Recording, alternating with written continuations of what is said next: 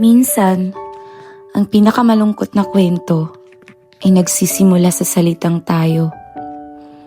Kasi dati, kami yung tipong hindi mapaghiwalay. Laging magkausap, laging magkayakap, laging magkasama. Pero tulad ng lahat ng masayang bagay, unti-unti rin kaming nagbago. Sabi ko sa kanya, napapansin kong iba ka na ha. May problema ba? Sabi niya, di ko alam. Parang napapagod na ako. At alam mo yung parang literal na bumagsak talaga ang mundo ko. Yung isang taong akala kong pipiliin ako in every lifetime. Siya pala yung unang bibitaw. Mula nun, nag-iba ang lahat. Hindi na siya kasing lambing nun. Hindi na siya kasing saya kausap. Hindi na siya yung taong nangakong, ako bahala sa'yo. Sabi ko sa kanya, mahal mo pa ba ako? At alam mo yung sagot niya? Siguro, pero hindi na tulad ng dati. At para akong binagsakan ng langit at lupa. Para akong paulit-ulit na sinasaksak ng kutsilyo. Kasi paano mo lalabanan ang taong hindi na sigurado sa'yo? Messages became shorter, calls became fewer, at yung ingat na dati puno ng pagmamahal, naging simpleng salita na lang na parang walang laman. Hanggang isang araw, sabi niya sa'kin, kailangan ko munang lumayo. Hindi ko na kayang ipagpatuloy to. Sabi ko naman, kung pagod ka, magpahinga tayo.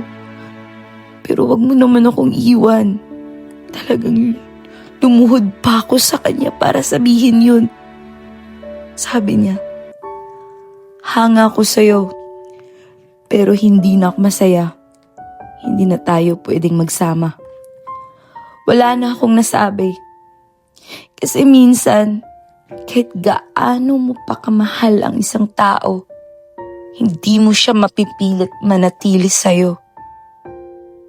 At ayun na nga, ang dalawang tao na nangakong hindi bibitaw, unti-unting naging dalawang taong parang hindi na magkakilala. Yung tao na nakilala ko mula ulo hanggang paa nun, ngayon, dumadaan na lang sa buhay ko na parang hindi naging kami. Alam mo, trinay ko pa nga eh. Nag-try akong mag-draft message. Sabi ko, hi, kumusta ka? Pero dinilit ko agad. Kasi minsan, mas madaling magpanggap na okay ka kaysa aminin na namimiss mo pa rin siya. Pero sa totoo lang, hindi madaling kalimutan ang taong minahal mo ng sobra. Hindi madaling maging strangers ulit, lalo na sa taong minsan naging mundo mo. Pero kailangan eh. Kasi may mga taong dumarating talaga sa buhay mo para turuan ka ng pagmamahal. Pero aalis din para turuan ka ng pagbitaw. And maybe one day, hindi na sasakit, hindi na magaang dibdib mo, at hindi mo nahanapin yung boses niya sa katahimikan. And one day, matututo rin akong mag-move on. Pero ngayon, hayaan niyo munang masaktan muna ako. Hayaan mong maalala ko yung tayo. Kahit alam kong sa huli, wala nang tayo. I know stories like this are common, but I wrote this from the bottom of my heart. Because writing has always been my passion. And this is my very first short story published online.